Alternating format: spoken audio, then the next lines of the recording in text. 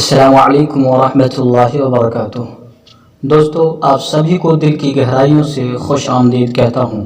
میں آپ کا بھائی رفیق اصغر سنابلی۔ سارے جہاں سے اچھا ہندوستان ہمارا، سارے جہاں سے اچھا ہندوستان ہمارا، ہم بلبلیں ہیں اس کی یہ گلستاں ہمارا۔ ملا نہیں وطن پاک ہم کو تحفے میں، ملا نہیں وطن پاک ہم کو تحفے میں، جو لاکھوں دیپ بجھے ہیں تو یہ چراغ جلا، جو لاکھوں دیپ بجھے ہیں تو یہ چراغ جلا۔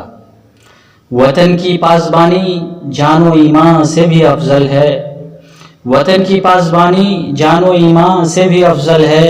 میں اپنے ملک کی خاطر کفن بھی ساتھ رکھتا ہوں، میں اپنے ملک کی خاطر کفن بھی ساتھ رکھتا ہوں۔ میری زمین میرا آسمان سب کچھ ہے، میری زمین میرا آسمان سب کچھ ہے، میرے لیے میرا ہندوستان سب کچھ ہے۔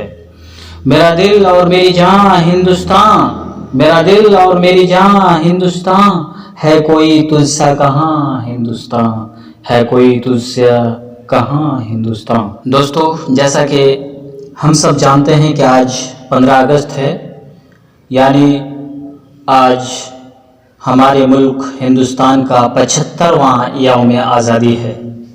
آج ہمارے ملک کے ایک حصے سے دوسرے حصے تک ہر کوئی بھارت زندہ باد کا نعرہ لگا رہا ہے۔ یہ واقعی آزادی اور وطن سے محبت کا احساس ہے، لیکن کیا ہم یہ جانتے ہیں کہ یہ آزادی یوں ہی مل گئی ہے؟ ان سب کے پیچھے صدیوں کی قربانی اور جدوجہد ہے۔ جس سرزمین پر ہم سانس لیتے ہیں وہ ہمارے عظیم انسانوں کی قربانیوں کی وجہ سے ہے، جن کی قیادت مشاہیر شخصیات نے کی، جن میں گاندھی جی، جواہر لال نہرو، مولانا ابوالکلام آزاد، مولانا محمد علی جوہر، مولانا حضرت موہانی، مولانا شوکت علی، شہید اشفاق اللہ خان، خان عبدالغفار خان، مولانا مظہر الحق، ڈاکٹر سید محمود، حکیم اجمل خان، ڈاکٹر ذاکر حسین، سبھاش چندر بوس اہم ہیں۔ دوستو، آزادی ایک تحفہ ہے۔ یہ قربانیوں، وحشیانہ اذیتوں اور جدوجہد کا تحفہ ہے، ہمارے آباء و اجداد کے نام سے منسوب ہے۔ تاریخ گواہ ہے کہ اس سرزمین کے لیے ہمارے آباء و اجداد نے کیسی کیسی قربانیاں دیں۔